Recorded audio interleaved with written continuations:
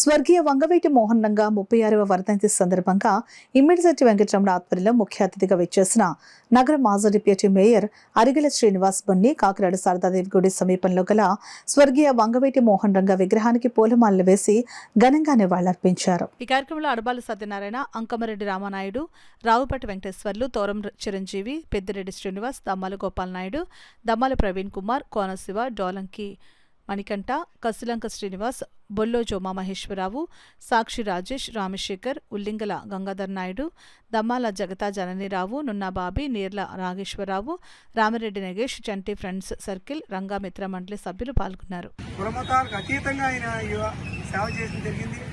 మరి ఆయన చిన్న వయసులోనే కాలం చేయడం జరిగింది. అలాంటి మహానుభావుడు కాలం చేసిన తర్వాత ఆయన వన్నె పట్టుకున్నవాడు మరి పవన్ కళ్యాణ్ గారిని చెప్పి అంటాం. మరి ఆయన కూడా కులమత పదాలు లేకుండా పవన్ కళ్యాణ్ గారు ఆర్నిస్లో కష్టపడి ఈరోజు రాష్ట్రాన్ని మరి ఉన్నతమైన స్థానాన్ని తీసుకెళ్లి కృషి చేస్తున్నారు.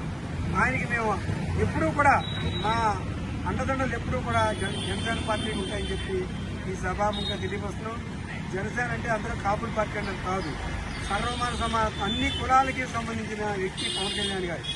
అలాంటి వ్యక్తికి మేము ఆయనకి అండదండలుగా ఉండి మేము ఏ కార్యక్రమం చేసినా సహాయ సహకారాలు అందిస్తామని తెలియదు.